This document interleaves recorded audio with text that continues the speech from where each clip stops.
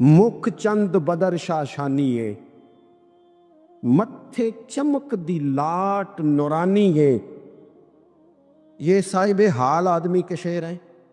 मुख चंद बदर शाशानी है, मत्थे चमक दी लाट नूरानी है। ओदी काली जुल्फ ते अख मस्तानी है। मखमूर अखी हैं मद भरियां, सुबहान अल्लाह। माँ आज माला का माँ आंख माला का, वो लोगों किथे मेहरे अली ते किथे तेरी सना। इतनी बातें करके भी कहने लगे ना ना ना, कोई मिसल ना ढोलन। मैं क्या मिसाल दूं? क्या बात समझाने के लिए मिसाल देनी पड़ती है ना, कोई मिसाल देनी पड़ती है ना, किसी का तज़किरा करना पड़ता है। हुजूर का हुस्न समझाने के लिए किसकी मिसाल दे? कहां से वो ढूंढ के लाएं जिसको पहले बयान करके हुजूर का हुस्न समझाया जा सके, जिस जैसा रब ने पैदा ही कोई नहीं किया। कोई ऐसी चीज होती, कोई चलो कोई दूर दूर का कोई ताल्लुक होता तो कोई मिसाल दे लेते। कहने लगे नहीं नहीं नहीं यारो, कोई शय मिली नहीं, कोई मिसल नहीं ढोलन दी। तू चुप कर मेहरे अली थे जा नहीं हो बोलन थे। है ही नहीं मिसाल, कहां से मिसाल तलाश करें, कहां से लाएं? अगर हुस्न से ही प्यार करना है ना, खूबसूरती से ही प्यार करना है, तो हजरत बरा बिन आज़ब फरमाते हैं, और सही बुखारी में मौजूद है, फरमाते हैं कायनात में सबसे खूबसूरत चेहरा मदीने वाले रसूल का है। अगर किसी ने हुस्न से ही प्यार करना है ना, तो हुजूर के आने के बाद ज्यादती है फिर किसी और से प्यार कर लो। अगर खूबसूरती से ही प्यार करना है ना, तो फिर ये उसने ठीक नहीं किया कि इतने बड़े जलवे। हजरत अब्दुल्ला बिन रवाहा कहते हैं नबी पाक कोई मोजज़ा बिना ना दिखाते, ना हुजूर डूबे हुए सूरज को मोड़ते, ना चांद के दो टुकड़े करते, ना पत्थर कलमा पढ़ते, ना दरख्त सजदा करते, कोई मोजज़ा बिना ना दिखाते, बस हुजूर ना बैठे रहते। तो हुजूर का लोगों ने चेहरा ही देखते जाना था और कलमा पढ़ते जाना था। हुजूर का चेहरा हुजूर की नबुव्वत की दलील के लिए काफी था। कायनात में बड़ी तारीफें की गई, बड़ा कुछ कहा गया, लेकिन मैं कह रहा हूं लोगों ने ना खूबसूरतियां खरीद की हैं। हुजूर ने तो खूबसूरती का रंग ही बदल दिया है, उन्वान ही बदल दिया है। हुजूर ने एक नई तरह दी है, एक नया ज़ौक दिया है। यानी महबूब करीम सल्लल्लाहु ताला अलैहि वसल्लम को पसीना आता है। हज़रत अनस बिन मालिक रज़ी अल्लाह ताला अन्हु फरमाते हैं कि देखे ना, पसीना बहुत सारे लोगों को भाता नहीं। यानी पसीना बाज़ औक़ात कोई किसी के पसीने से तकलीफ में ना भी हो तो लोग कहते हैं यार मुझे पसीना आ गया है, मैं ज़रा कपड़े बदल लूँ। हज़रत अनस बिन मालिक कहते हैं नबी करीम अलैहिस्सलाम कभी कभी ना हमारे घर में आराम करते थे, मेरी अम्मा चमड़े का बिस्तर बिछाती थी। मैंने कहा हुजूर ने ना खूबसूरती का उन्वान बदल दिया है। लोग जिसे खूबसूरती समझते थे, हुजूर ने उस उन्वान को बदल के रख दिया। वो बिल्कुल मानवियत जाज़बियत अलग तब्दील कर दी। कभी पसीने से भी लोगों ने फैज लिया है, लेकिन यहां रंग बदल दिया ना, उन्वान बदल दिया ना, नबी करीम तब्दील कर दिए ना सारे अहवाल दुनिया के। कहते मेरे हमारे घर में हुजूर कभी कभी आराम करते थे, मेरी वालदा जिस दिन पता होता हुजूर यहाँ आराम फरमा होंगे, चमड़े का बिस्तर बिछाती। अब चमड़े का बिस्तर हुजूर के लिए, फरमाते चमड़े का बिस्तर बिछता, जब हुजूर आराम फरमा होते तो पसीना भी आता, और वो पसीना कभी कभी यहां चमकता। कहने दो ना मुझे मुख चंद बदर शाशानू, ऐ जे मत्थे चमक दी लाट नौरानी। कि वो कभी कभी पसीना ना हुजूर के रुखे नूर पर चमकता, बाजुओं पर चमकता, पर उसके चंद कतरे ना वो चमड़े के बिस्तर पर भी गिरते। कहते हुजूर उठ के चले जाते तो मेरी अम्मा जल्दी करती, वो हुजूर का सारा पसीना संभाल के बोतल में डालती। मैं कहता अम्मा इसका क्या करना है? तो अम्मा कहती जरा सूंघ ना, दुनिया में ऐसी खुशबू कहीं है जो खुशबू मदीने वाले के पसीने में है? और यारो देखो ना किसी दरवेश ने क्या कहा है। वो कहता है मदीने में सुकून क्यों है, करार क्यों है, خوشبو کیوں ہے، ٹھنڈک کیوں ہے، دل کیوں لگتا ہے؟ وہ کہتے ہیں عرصہ ہوا طیبہ کی گلیوں سے وہ گزرے تھے، اب تک ان گلیوں میں خوشبو ہے پسینے کی۔ عرصہ ہوا طیبہ کی گلی، تو اگر کسی نے حسن سے پیار کرنا ہے تو پھر وہ جبر نہ کرے، وہ آئے نہ میرے رسول سے پیار کرے، آئے نہ حضور کی سادگی سے پیار کرے، آئے نہ میرے رسول کریم کے بظاہر کچے گھر سے پیار کرے، آئے نہ حضور کے سادے لباس سے پھوٹنے والی نورانیت سے پیار کرے۔ اگر حسن سے پیار کرنا ہے تو صحابہ کہتے ہیں ہم نے دیکھا ہے چاند چمکتا، حضور کے مقابل چمکتا دیکھا ہے، لیکن حضرت جابر بن سمرہ کہتے ہیں مجھ سے قسم لے لو جب حضور کے چہرہ نور سے کپڑا ہٹتا تھا چاند منہ چھپاتا پھرتا تھا۔ ہم نے دیکھا ہے چاند کی روشنی ماند پڑتی تھی چاند کی روشنی۔ عرب کی چاند جب وہ کسی نے نا کہا ہے قیامت کے نقشے سارے بدل جانے ہیں، تو کہا کیسے بدلیں گے؟ حضور کی دعا سے،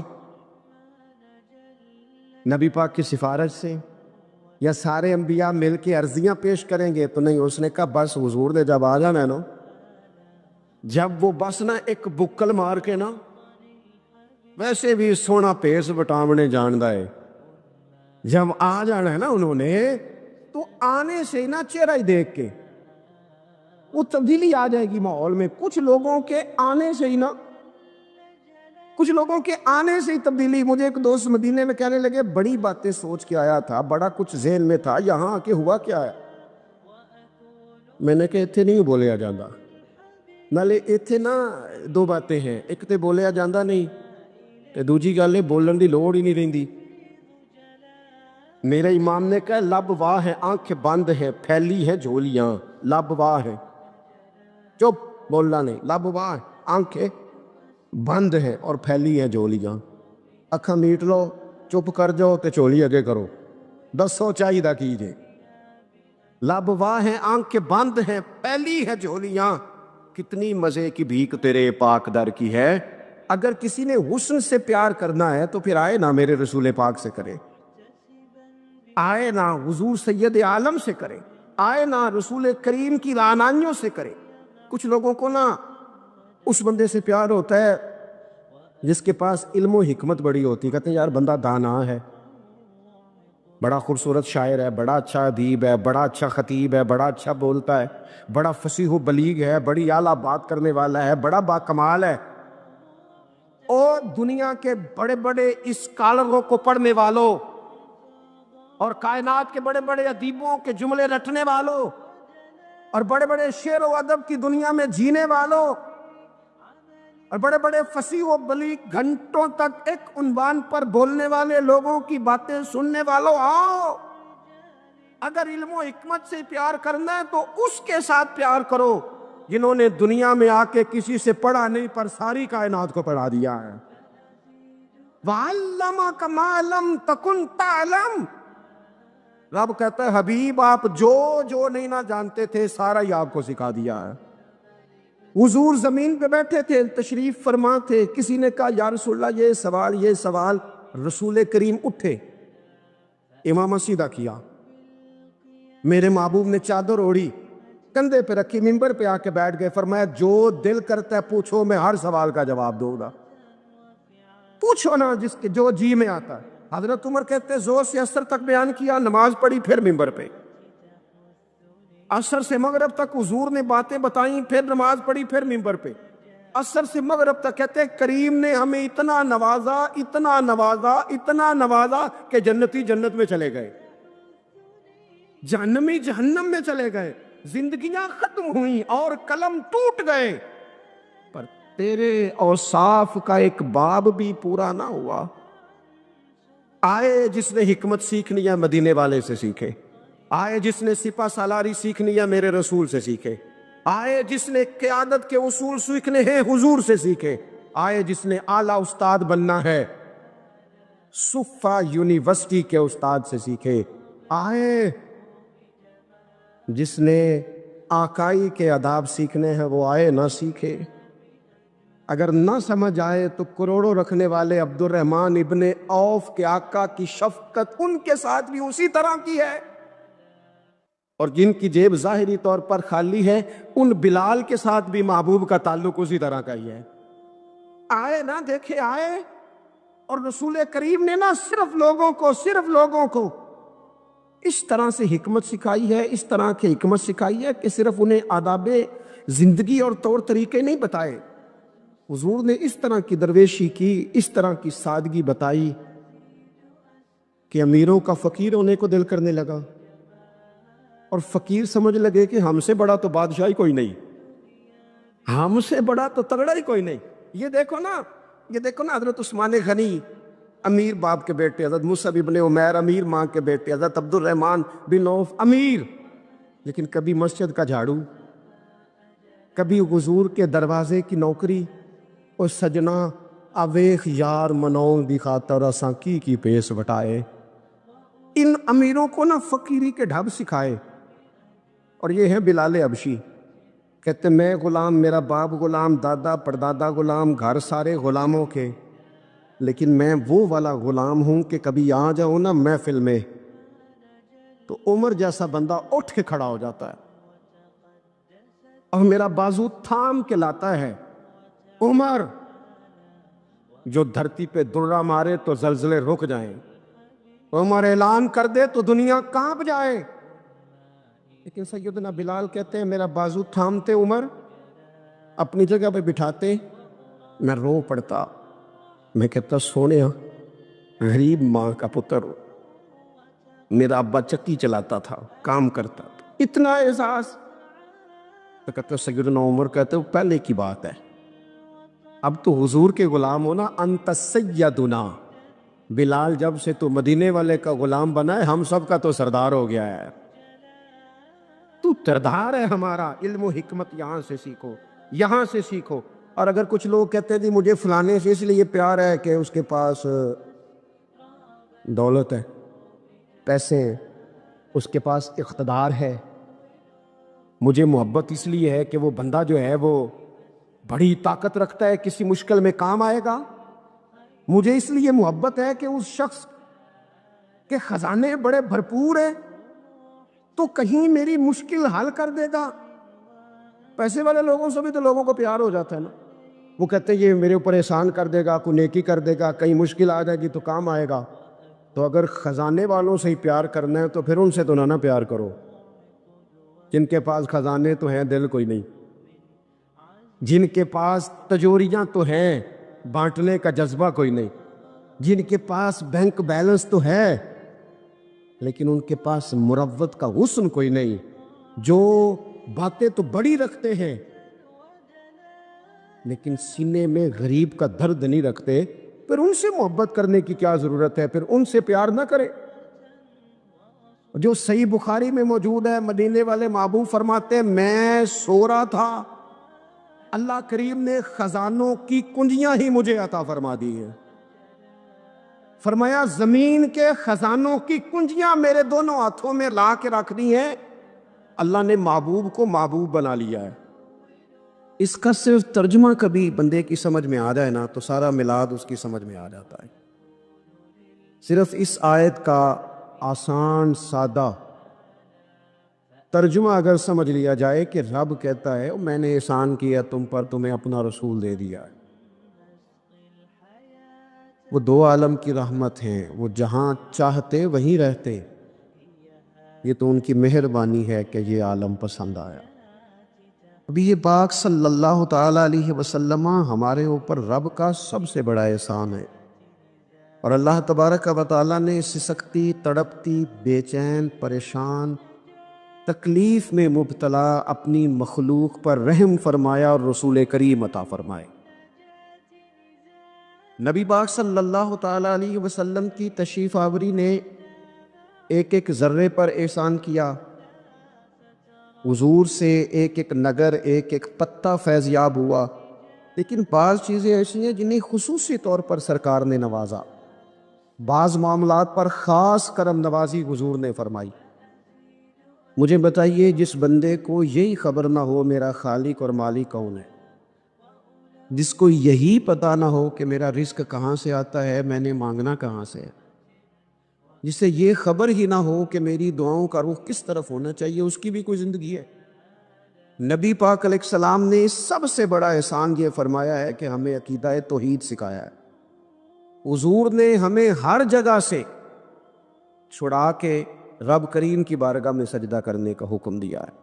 عرب کے لوگ جو تھے وہ بڑی بڑی وہم کا شکار تھے، بڑی بڑی اوہام پرستی کا شکار تھے۔ یہ آج کل بھی وہم بہت زیادہ ہے نوجوانوں میں، یعنی کوئی فیصلہ پکا ہے ہی نہیں، کوئی پکی بات ہی نہیں کرتے، یہ کر لوں کہ نہ کروں، اگر آپ کہتے ہیں تو کر لیتا ہوں، ویسے اس میں فلانی فلانی کمزوری بھی ہے، اور اگر میں نے نہ کیا تو فلاں فلاں مشکل بھی ہے۔ بھئی جس بندے نے قوت فیصلہ ہی نہیں پائی، اس نے ارادہ ہی پکا نہیں کیا کہ اس نے کدھر جانا ہے، تو وہ سفر کیسے کرے گا؟ سفر تو اس بندے کا مکمل ہوتا ہے جو سفر شروع کرتا ہے۔ عرب کے لوگ بھی بڑے بڑے اوہام پرستی کا قائل تھے، وہ جب قربانیاں کرتے تھے تو ان کا گوشت لا کے کعبے کی دیواروں کے ساتھ ملا کرتے تھے، یہ قبولیت کی علامت ہے۔ سارے کپڑے اتار کے کعبے کا طواف کرتے تھے، جب احرام باندھ لیتے، حج عمرے کا ارادہ کرتے تو دروازوں سے داخل نہیں ہوتے تھے۔ وہ کہتے تھے کہ دروازے گناہگار ہیں اور ہم جو کہ اب نیک کام کر رہے ہیں لہذا اوپر سے ہو کے آئیں گے۔ رسول کریم علیہ السلام نے انہیں ان سارے وہموں سے، ساری پریشانیوں سے، ان ساری بدشگونیوں سے نکال کے کہا اللہ تمہارا مالک ہے، اللہ تمہارا محافظ ہے، ہوگا وہ جو رب چاہے گا۔ ذرا ذرا سی بات پہ سہم جانا، ذرا ذرا سی بات پہ ڈر جانا، حضور نے لوگوں کو قوت فیصلہ عطا کی، اور اتنی بڑی قوت فیصلہ حضور نے دی کہ کل تک جو فیصلہ کر نہیں نہ پا رہے تھے، آج انہوں نے اس طرح کے فیصلے کیے کہ اپنی ساری کی ساری اولادیں لے کر وہ میدانوں میں کھڑے ہو گئے۔ وہ ڈٹ گئے کہ ہم نے کفر کے مقابلے میں جہاد کرنا ہے۔ انہوں نے طے کر لیا کہ حق کیا ہے، سچ کیا ہے۔ نبی پاک علیہ السلام نے ہمیں عقیدہ توحید دیا، اور وہ طے کر کے دیا ہے نبی پاک، سجدہ سوائے اللہ کے کسی کو جائز، اگر کوئی عبادت کی نیت سے کرتا ہے تو سجدہ کفر ہے، اور اگر تعظیم کی نیت سے کرتا ہے تو حرام ہے۔ نبی پاک علیہ السلام تشریف فرما تھے تو کچھ جانوروں نے آ کے حضور کے قدموں پہ سجدہ کیا، پیش نظر ہے وہ نوبہار، اور سجدے کو دل ہے بے قرار، روکیے سر کو روکیے، یہی تو امتحان ہے۔ کچھ جانوروں نے جب سجدہ کیا تو صحابہ عرض کرنے لگے یا رسول اللہ صلی اللہ تعالیٰ علیہ وسلم ہمارا بھی دل کرتا ہے، تو حضور نے فرمایا بھی سجدہ سوائے رب کے کسی کے لیے جائز نہیں ہے۔ ہاں اگر جائز ہوتا تو میں خاتون سے کہتا کہ اپنے شوہر کو سجدہ کرے۔ نبی پاک علیہ السلام نے حد بندی کر دی۔ اور پھر دیکھیں یہ جو ہم میلاد مناتے ہیں نا، یہ میلاد اللہ تعالیٰ کی توحید کا بہت بڑا اعلان ہے۔ ہم کہتے ہیں نبی پاک کا میلاد ہوا، جس کا میلاد ہوتا ہے وہ خدا نہیں ہوتا، جو پیدا ہوتا ہے وہ رب۔ جب ہم میلاد منا رہے ہوتے ہیں تو ہم یہ بتا رہے ہوتے ہیں بھئی حضور خدا نہیں، حضور تو 12 ربیع الاول کو پیدا ہوئے، تو جو پیدا ہو، رب پیدا، لم یلد ولم یولد، اللہ تبارک و تعالیٰ پیدا نہیں ہوتا، مالک تو ازلی ابدی شانیں رکھتا ہے۔ اس لیے عقیدہ توحید بندے کو مضبوط کر دیتا ہے۔ انسان جب عقیدہ توحید والا ہو جاتا ہے، اور نبی پاک علیہ السلام دنیا میں رب کی طرف بلانے آئے، وداعیا الی اللہ باذنہ وسراجا منیرا، حضور نے لوگوں کو اللہ کی جانب دعوت دی۔ جب انسان توحید والا ہو جاتا ہے تو مضبوط ہو جاتا ہے، وہ کسی سے نہیں ڈرتا، وہ سمجھتا ہے ہونا تو وہ ہے جو میرا رب چاہے گا، مجھے پریشان ہونے کی ضرورت کیا ہے۔ پھر اس کا بھروسہ بھی اللہ تعالیٰ پر، اس کی امیدیں بھی اللہ رسول سے، اس کی توجہات کا قبلہ بھی سارا ادھر ہی۔ تو حضور نے لوگوں کو عقیدہ دیا، مضبوط کیا۔ رسول پاک صلی اللہ تعالیٰ علیہ وسلم نے ذہنوں کو پختگی عطا فرمائی۔ تو سب سے بنیادی چیز حضور کا جو احسان ہے وہ عقیدہ ہے۔ پھر بعض خاص طبقات پر حضور نے خاص احسان کیا۔ آج بھی پوری دنیا میں ڈنڈورا پیٹا جاتا ہے عورتوں کے حقوق کا، پوری دنیا کے اندر، اور بعض لوگ عورتوں کو بڑا دھوکہ دیتے ہیں، کہتے ہیں تمہیں حق نہیں ملتے لہٰذا تم سڑکوں پہ آ جاؤ، معاذ اللہ، تمہیں حق نہیں ملتے لہٰذا تم معاذ اللہ بازاروں کی رونق بن جاؤ۔ عورتوں کو بڑا پریشان کیا جاتا ہے حقوق کے تعلق سے۔ نبی پاک علیہ السلام کی آمد سے پہلے کوئی خاتون کے ساتھ سلوک اچھا نہیں کیا جاتا تھا، اس کا کوئی جائیداد میں حصہ نہیں تھا۔ عورت کا خامد اگر فوت ہو جاتا تو اپنے سسرال کے خاندان کی پراپرٹی بن جاتی معاذ اللہ، وہ جس کے مرضی چاہے سپرد کر دیتی۔ ہندوستان کے بعض علاقوں میں ایسی کبھی رسمیں بھی پائی جاتی تھی کہ بعض عورتیں اپنے خامد کے ساتھ جل جانا مناسب سمجھتی تھی کہ بعد میں کوئی زندگی تو ہوگی نہیں، اور بیوہ خاتون اور طلاق یافتہ خاتون، اس کے بارے میں تو لوگوں کا خیال تھا کہ شاید یہ خاتون بالکل سوسائٹی اور سماج کا حصہ ہی نہیں ہونی چاہیے۔ قربان جائیں، یہ اعزاز میرے نبی پاک نے دیا ہے۔ حضور نے پہلی شادی ہی اس خاتون سے کی ہے جن کا پہلے بھی نکاح ہو چکا تھا، اور خاتون کو حضور نے حقوق دیے، جائیداد میں حصہ دیا۔ کہا جو بیٹیوں کی بہنوں کی پرورش کر کے آئے گا اور اچھی پرورش کر کے انہیں روانہ کر دے گا، جس طرح میری 2 انگلیاں جڑی ہوئی ہیں میرے ساتھ جڑ کے جنت میں جائے گا۔ اور ایک روایت میں فرمایا کہ جب کسی کے ہاں بیٹی پیدا ہوتی ہے نا تو اللہ فرشتوں کو بھیجتا ہے اور وہ اس کے گرد کھڑے ہو جاتے ہیں اور گھر والوں کو سلام کہتے ہیں اور کہتے ہیں یہ ضعیفہ ایک ضعیفہ سے پیدا ہوئی ہے، یہ کمزور، یعنی صنف کے لحاظ سے کمزور نازک بچی ایک نازک ماں سے پیدا ہوئی ہے۔ فرشتے کہتے ہیں جو اس کی پرورش کرے گا نا، اللہ قیامت تک اس کی مدد کرے گا، اس کی ہمیشہ مدد ہوتی رہے۔ اور نبی پاک صلی اللہ تعالیٰ علیہ وسلم کی خدمت میں آ کے جب خواتین نے کہا تھا نا یا رسول اللہ، ہمارے تو دین دنیا کے معاملات میں مردوں کے تعلق سے کمزوری ہے، کئی دن تو ہم ویسے نماز نہیں پڑھ سکتی مہینے میں، کئی دن تو ہم ویسے عبادات کے قریب نہیں جا سکتی، جہاد پہ ہم نہیں جاتی، گواہی ہماری مردوں کے برابر نہیں، تو یا رسول اللہ صلی اللہ علیہ وسلم ہمارا بھی کوئی اعزاز ہے؟ تو حضور نے فرمایا جب کوئی خاتون حاملہ ہوتی ہے نا تو اللہ اسے اتنا ہی ثواب دیتا ہے جتنا جہاد کرنے والے کو ثواب دیتا ہے، اور جب بچہ پیدا ہوتا ہے تو اللہ تعالیٰ اسے شہادت کا درجہ عطا کرتا ہے، اور جب وہ بچوں کو دودھ پلاتی ہے تو رب اسے غلام آزاد کرنے کا ثواب عطا کرتا ہے۔ ایک دفعہ نا نبی پاک صلی اللہ تعالیٰ علیہ وسلم کی خدمت عالی مرتبت میں حضرت عائشہ صدیقہ رضی اللہ تعالیٰ عنہ نے ایک واقعہ عرض کیا۔ عرض کی حضور آج میرے ساتھ عجیب معاملہ ہوا، میں گھر میں اکیلی تھی تو ایک خاتون 2 بیٹیوں سمیت آئی، اس نے کہا کہ میں بھی بھوکی ہوں، میری بیٹیاں بھی پریشان ہیں، کھانا نہیں کھایا۔ سیدہ پاک کہتی ہیں یا رسول اللہ میرے پاس بھی 3 کھجوریں تھیں گھر میں پڑی، یہ 2 جہاں کے شاہ ہیں پر پاس کچھ رکھتے نہیں، اور 2 جہاں کی نعمتیں ہیں ان کے خالی ہاتھ میں۔ فرماتی ہیں وہ 3 کھجوریں میں نے ان 3 ماں بیٹیوں کو دے دی، ماں نے پہلے ایک کھجور دونوں بیٹیوں کو دی، پھر بچیاں وہ کھجور کھا کے ماں کی طرف دیکھنے لگی تو جو کھجور ماں کے پاس تھی اماں نے اس کے بھی 2 حصے کر کے بیٹیوں میں بانٹ دیے۔ حضرت عائشہ عرض کرنے لگی یا رسول اللہ میں نے یہ بڑا نرالا رنگ دیکھا ہے، ماں کا اپنے بچوں سے پیار کا انداز۔ جو حضور کی پناہ میں آ جاتا ہے نا وہ بچ جاتا ہے۔ اللہ کرے آپ کو سمجھ آئے میری بات کی۔ جو حضور کی پناہ میں آ جاتا ہے وہ جو دنیا دار رہتا ہے، مالدار رہتا ہے، حضور کی پناہ میں نہیں آتا وہ بے سکون رہتا ہے۔ فرماتے ہیں یہاں دنیا میں بھی حضور کی پناہ میں آ جاؤ، آج لے ان کی پناہ۔ اور آج دلیل آپ نے ابن ماجہ کی حدیث لکھی ہے، حضرت تمیم داری حدیث کے راوی ہیں، اعلیٰ حضرت نے لکھی ہے، فرماتے ہیں جو حضور کی پناہ میں آیا بچ گیا۔ دلیل دیتے ہیں، فرمایا انسان جانور بھی آتے تھے تو بچ جاتے تھے۔ حضرت تمیم داری رضی اللہ تعالیٰ عنہ فرماتے ہیں کہ ہم کھڑے تھے، ایک اونٹ دوڑتا ہوا آیا، نبی کریم صلی اللہ علیہ وسلم کے پہلے اس نے قدموں پہ سجدے کیے، صحابہ کہنے لگے حضور ہمیں بھی اجازت دیں، فرمایا وہ تو بے زبان ہے، اسے تو پتہ کوئی نہیں، پیش نظر ہے وہ نو بہار، سجدے کو دل ہے بے قرار، روکیے سر کو روکیے یہی تو امتحان ہے۔ فرمایا اسے کیا پتا، تم تو مکلف ہو شریعت کے، تمہیں اجازت نہیں ہے۔ اور اعلیٰ حضرت نے 2 ٹوک لکھا ہے، فرمایا سوائے خدا کے کسی کو تعظیمی سجدہ بھی حرام ہے، یہ نوٹ کر لیں میری بات۔ اور اعلیٰ حضرت نے فتاوی رضویہ میں لکھا ہے کسی قبر پہ جاؤ تو 4 ہاتھ دور کھڑے رہو، اللہ کرے آپ کو سمجھ آئے، کتنے ہاتھ؟ 4 ہاتھ دور کھڑے رہو، سورۃ فاتحہ پڑھو، درود شریف پڑھو، جس قبر پہ گئے ہو ان کی روح کو اصال ثواب کر، ان کے وسیلے سے دعا مانگو۔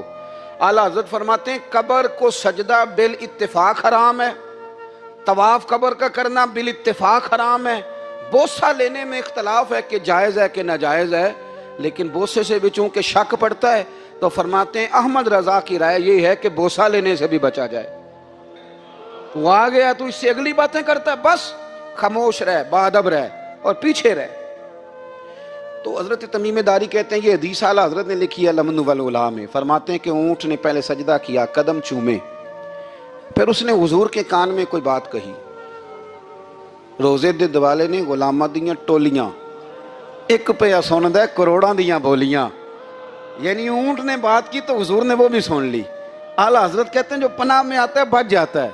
कहते हैं रसूल करीम ने ना ऊंट की पुश्त पे हाथ फेरा और अल्लाह के महबूब फरमाने लगे फिक्र न कर, अब तू आ गया है ना तो जैसे तू कहेगा वैसे ही हो जाएगा, जैसे तू कहेगा वैसे ही। इब्ने माजा में मौजूद है, पर मैं चूंकि फाजिल बरेलवी रहमतुल्लाह अलैह की किताब से पेश कर रहा हूँ अल अम्न वल उला से, तो मैं उसी अंदाज में पेश कर रहा हूँ जिस अंदाज में वहाँ है। हजरत तमीम दारी कहते हैं कि हमारी समझ में बात कोई ना आई, थोड़ी देर गुजरी तो कुछ लोगों ने हाथों में रस्सियां पकड़ी हैं, खंजर पकड़े, दौड़े आए, या रसूलल्लाह ये हमारा ऊंट है। हजरत तमीम दारी कहते हैं मैंने देखा कि जब वो आ गए ना खंजर लेके तो ऊंट हुजूर के पीछे छुप गया। आज ले उनकी पनाह, आज मदद मांग उनसे, वो हुजूर के पीछे छुप गया। तो कहते हैं कि नबी करीम सल्लल्लाहु ताला अलैहि वसल्लम ने फरमाया क्या मसला है भाई? या रसूलल्लाह हमारा ऊंट है, ज़िबा करने लगे थे दौड़ा आया है। तो हुजूर फरमाने लगे वो तो तुम्हारी शिकायत कर रहा है। वो कहता है या रसूलल्लाह मैंने बरसों इनकी नौकरी की, बरसों मैंने बड़ी नौकरी की। सही कहता है या रसूलल्लाह? ठीक कहता है। हुजूर अब बूढ़ा हो गया हूँ, थोड़ा ज्यादा बोझ नहीं उठा सकता, तो मुझे ज़िबा करके खाना चाहते हैं, मैं मरना नहीं चाहता। नबी करीम फरमाने लगे अच्छे लोग ये सिला देते हैं।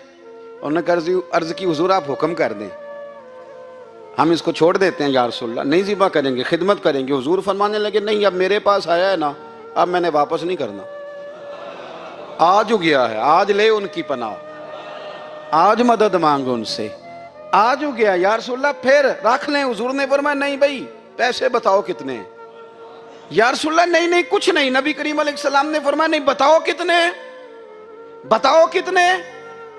उन्होंने कहा हुजूर एक दफा रेट लगाया था तो 100 दिनार लगा था। हुजूर ने फरमाया बिलाल दे दो 100 दिनार, 100 दिनार दे दिया। आला हज़रत फरमाते हैं देखो उनकी पनाह में आने की बरकतें कितनी हैं।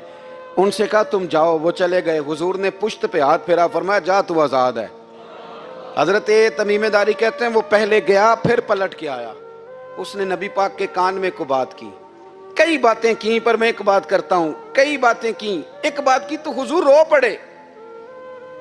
ऊंट चला गया, हमने अर्ज की हुजूर ये क्या कह गया है?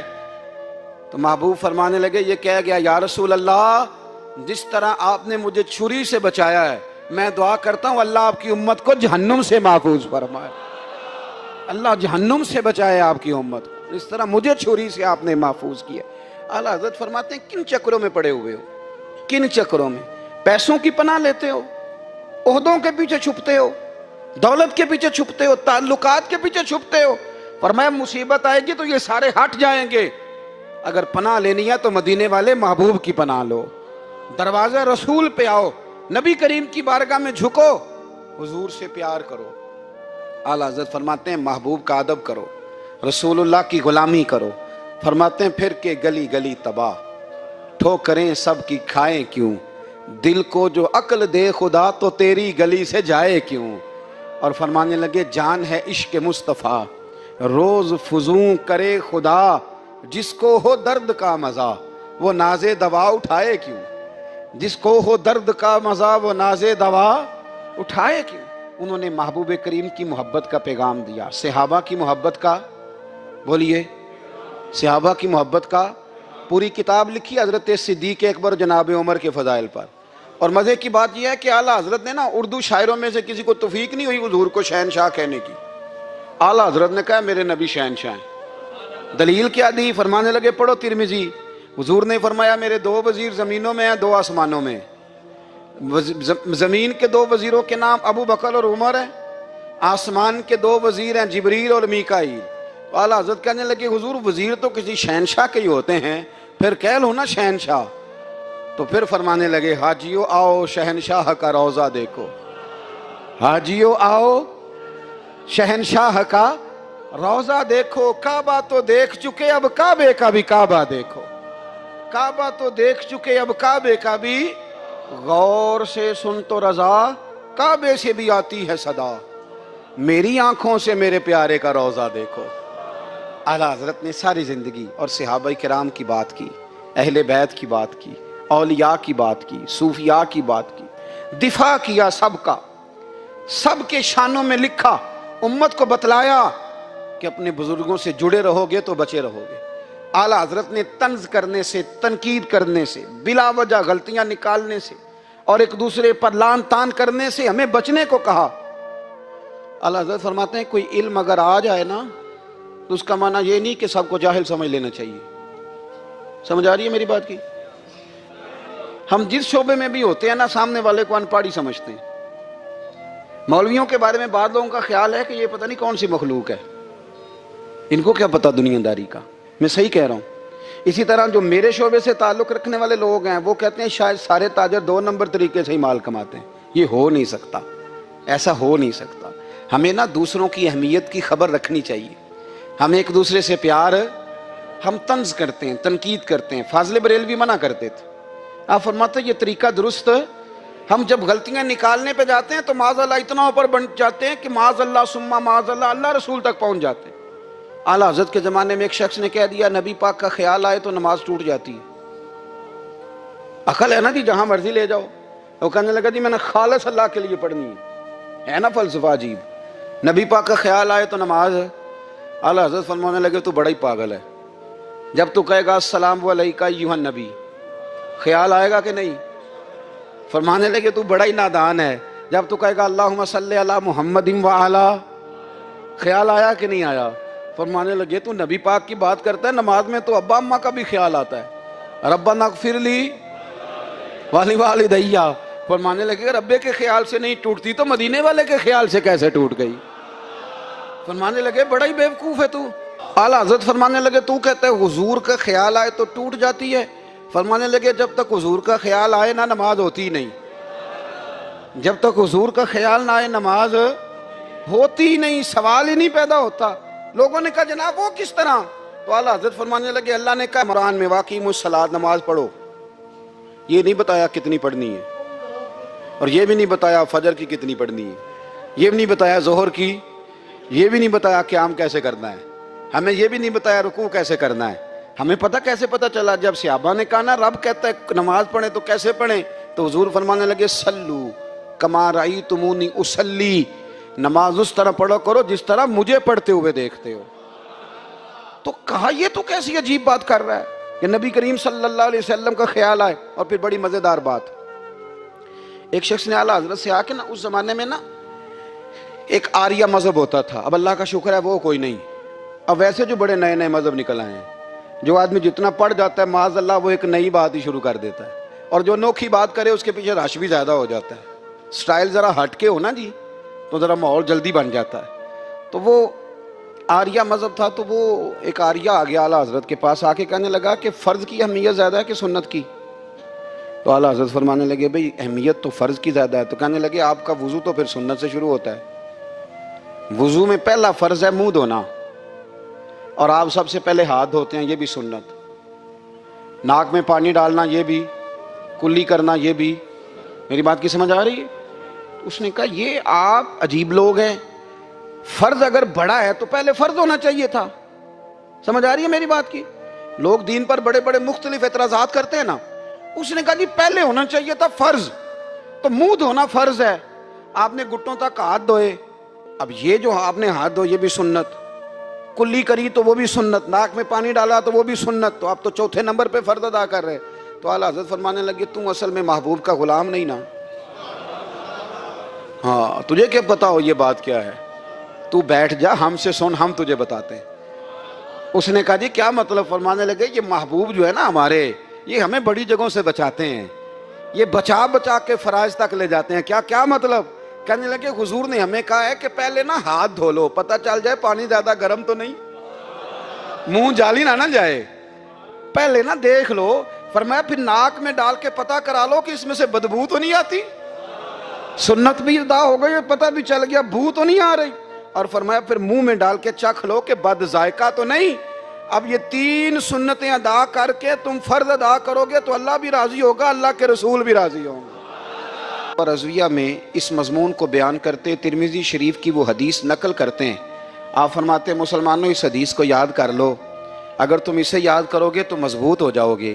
حدیث کیا ہے؟ نبی کریم صلی اللہ علیہ وسلم نے فرمایا اگر سارے انسان مل کے بھی تیرا برا کرنا چاہیں تو جب تک رب کی مشیت نہ ہو وہ تیرا برا کر نہیں سکتے. اور حضور صلی اللہ علیہ وسلم نے فرمایا اگر سارے انسان مل کے تیرا بھلا کرنا چاہیں تو جب تک رب کی رضا نہ ہو تیرا بھلا ہو نہیں سکتا. تو اعلیٰ حضرت فرماتے ہیں اس چیز کو ذہن میں بٹھاؤ, مسلمانوں اپنا رجوع اپنے رب رسول کی طرف مضبوط کرو. یہ کیا بات ہو گئی کہ میں اس سے بھی ڈر رہا ہوں, میں اس سے بھی ڈر رہا ہوں, وہ بھی میرے پیچھے لگ گیا. فاضل بریلوی رحمۃ اللہ علیہ ان چیزوں سے منع فرماتے تھے.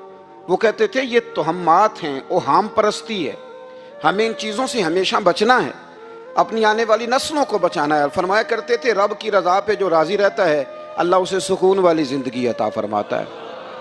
ہمارے ہاں لوگ پوچھتے ہیں طبیعت کیسی ہے, لیکن یو پی میں, سی پی میں, لکھنؤ میں پوچھا جاتا ہے کہ کیا شکایت ہے آپ کو؟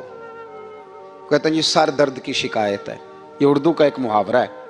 جناب کیا شکایت ہے؟ کہتے ہیں جی مجھے کمر درد کی شکایت ہے.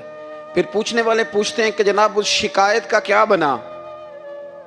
تو صدر الشریعہ مولانا امجد علی صاحب اعظمی رحمۃ اللہ علیہ فرماتے ہیں اعلیٰ حضرت کو بخار تھا تو میں حاضر ہوا, تو میں نے کہا حضور شکایت کا کیا بنا؟ کہنے لگے مولانا پڑھے لکھے ہو کے تو ایسی باتیں نہ کرو, شکایت کس سے کرنی ہے؟ رب نے جس حال میں رکھا ہے بڑا ہی اچھا رکھا ہوا ہے. شکایت کا کیا معنی ہوا؟ اللہ نے جہاں سمجھا مناسب اس نے ہمیں رکھا ہے. شکایت کیا ہوتی ہے؟ مجھے کسی سے شکایت نہیں.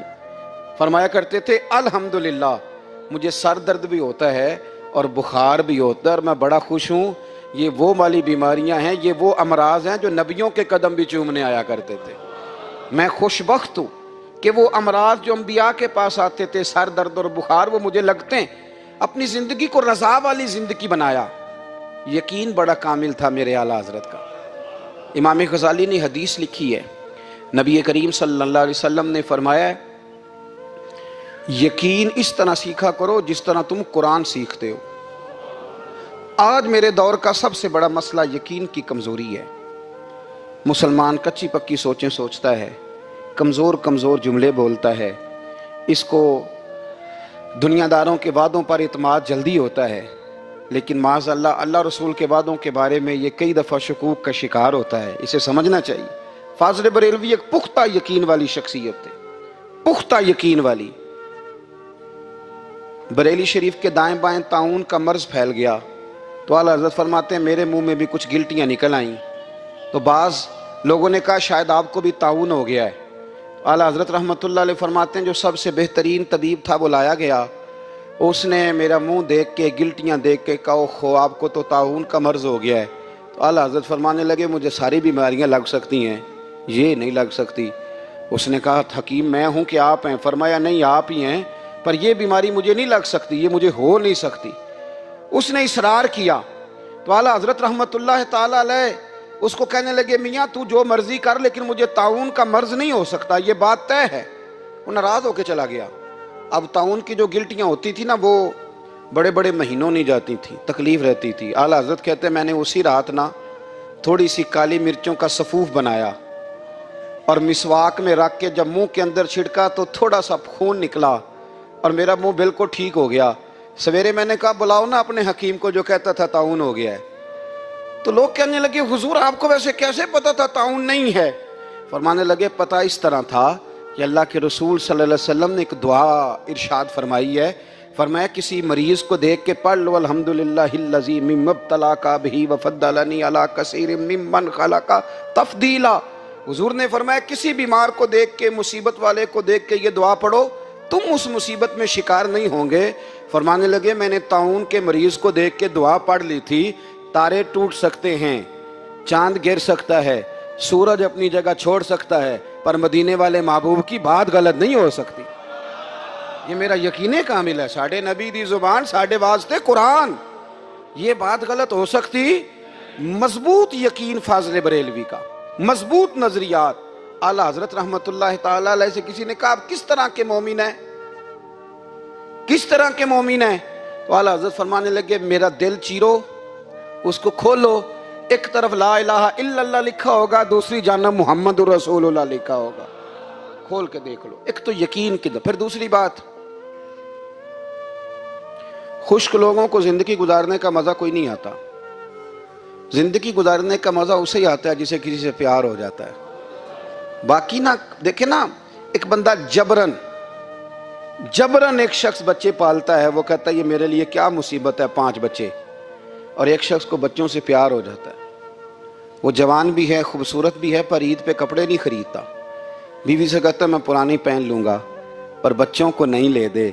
تو بھائی تیری خواہشیں مر گئی ہیں، تیری خوبصورتیوں کی طرف جانے کی آرزویں ختم ہو گئی، تو کہنے لگا سارا کچھ ہے پر بچوں سے پیار جو ہو گیا ہے۔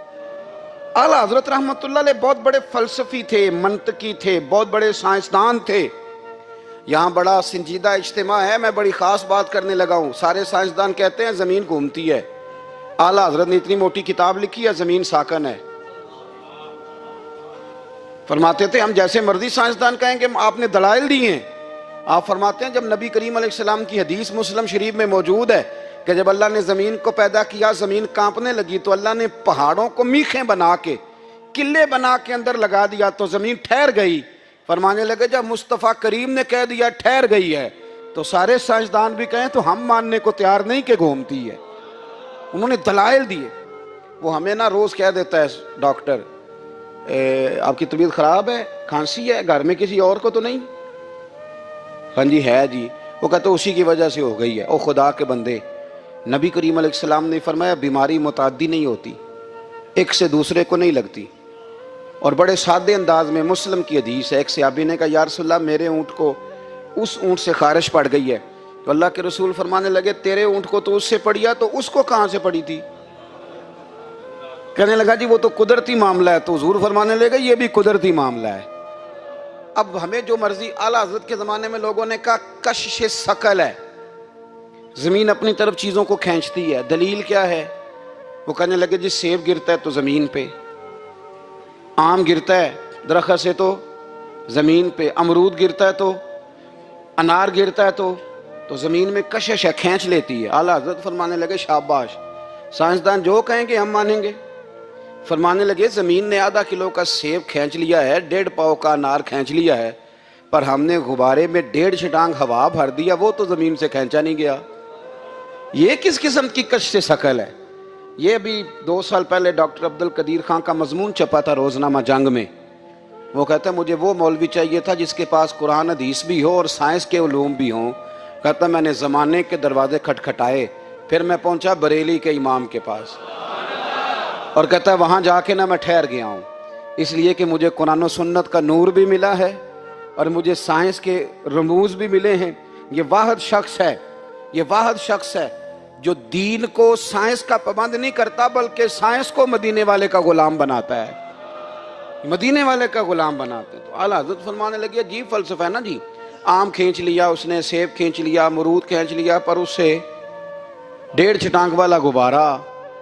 تو لوگوں نے کہا حضور پھر مسئلہ کیا ہے؟ آپ فرمانے لگے مسئلہ یہ ہے کہ ہر چیز اپنی اصل کی طرف لوٹ جاتی ہے، ہر چیز اپنی، سیب امرود انار زمین سے پیدا ہوتے ہیں تو زمین پہ گرتے ہیں، ہوا کی اصل اوپر ہے، اس لیے جب غبارے میں ہوا بھریں گے تو ہوا اس کو اوپر لے جائے گی۔ ہاں جب اس سے ہوا نکل جائے گی تو پھر غبارہ جو جس کی اصل ہوتی ہے ادھر لوٹ جاتا ہے۔ انسان مٹی سے بنا ہے تو جاتا کہاں ہے؟ مٹی دیں مٹی رہنا ہی ایمی کا دی بلے بلے، آج مٹی دے اتے بندیا تے کل مٹی دے تھلے۔ حضور نے کیا فرمایا؟ نبی پاک علیہ الصلوۃ والسلام فرمانے لگے سن پھر اللہ تعالیٰ نے اس عورت پر جنت کو واجب کر دیا ہے۔ فرمایا اللہ نے اسے جہنم سے دور کر دیا جو بیٹیوں کے معاملے میں آزمایا گیا، اور جس نے پھر ان کے ساتھ اچھا سلوک کیا۔ اپنا حضور کا عمل یہ تھا کہ حضور کی بڑی صاحبزادی سیدہ زینب رضی اللہ تعالیٰ عنہ، یہ حضور کی سب سے بڑی صاحبزادی ہیں، یہ بخاری میں آپ کو ملے گا کہ ان کی بیٹی جناب امامہ بنت زینب چھوٹی سی عمر تھی، تو جب حضور نماز کے لیے آتے تھے تو نواسی کو اٹھا کے ساتھ لے آتے تھے، اور وہ حضور نماز پڑھتے تھے تو وہ نبی پاک کے کندھوں پہ کھیلتی تھی۔ حضور نے عملاً بیٹیوں سے پیار کرنا سکھایا، بیٹیوں سے محبت کرے، بیٹیوں سے پیار کرے۔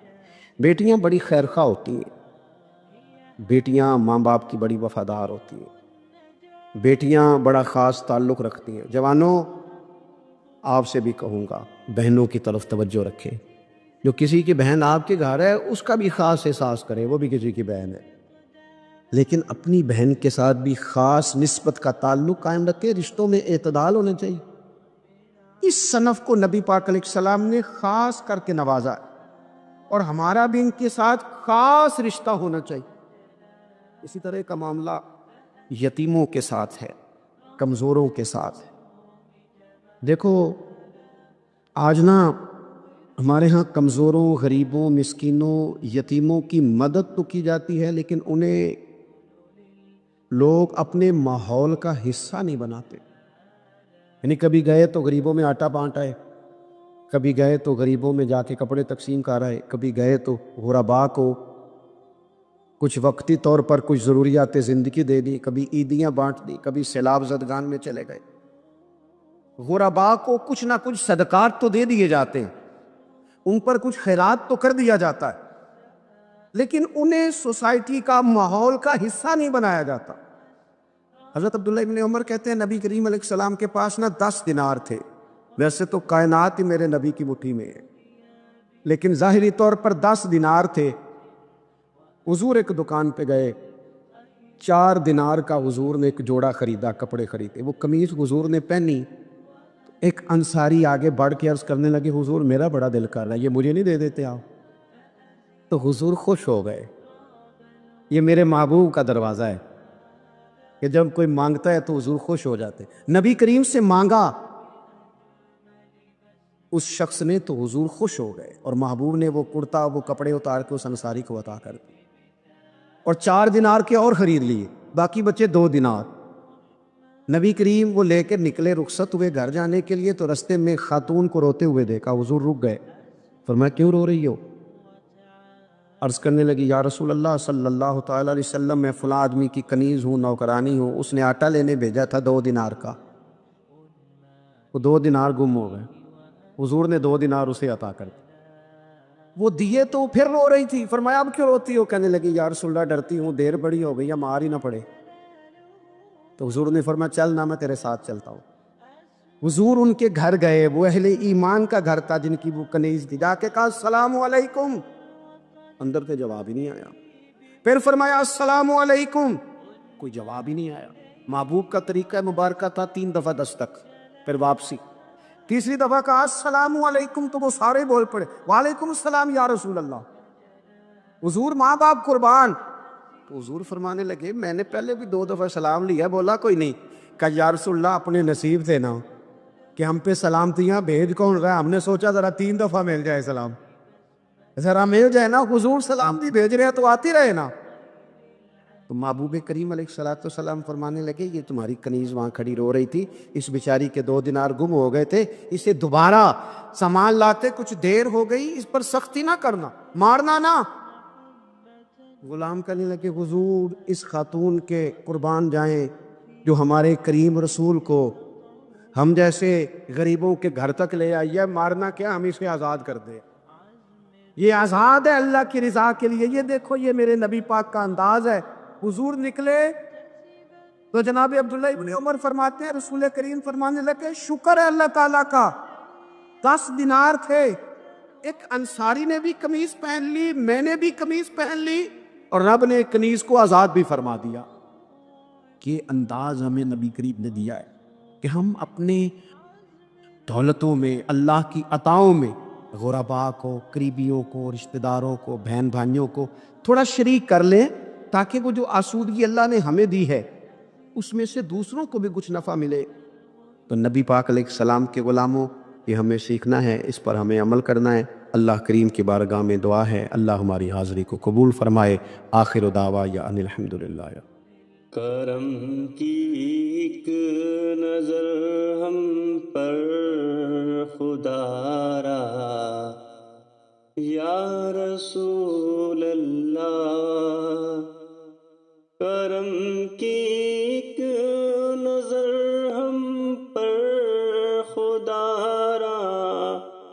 یا رسول اللہ تم ہی ہو بے سہاروں کا سہارا، یا رسول اللہ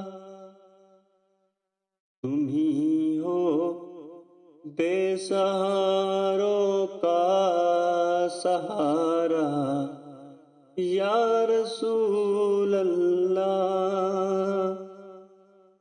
غریبوں کے ہے داتا بے کسوں کے آپ والی ہو، غریبوں کے ہے داتا بے کسوں کے آپ والی ہو، محبت آپ کی ہے دل میں لیکن ہاتھ خالی ہے، محبت آپ کی ہے دل میں لیکن ہاتھ خالی ہے، ادھر بھی اپنی رحمت کا سہارا، یا رسول اللہ پکارا ہے مدد کو، یا نبی ہم بے گناہوں نے پکارا ہے مدد کو، یا نبی ہم بے گناہوں نے تمہارے در پہ جا کر بھیک مانگی، بادشاہوں نے تمہارے در پہ جا کر بھیک مانگی، بادشاہوں نے ہمیں بھی آسرا ہے بس تمہارا، یا رسول اللہ بنا بگڑی ہماری ہم بھی قسمت کے مارے ہیں، بنا بگڑی ہماری ہم بھی قسمت کے مارے ہیں، تمہیں امت ہے پیاری اور تم اللہ کے پیارے ہیں،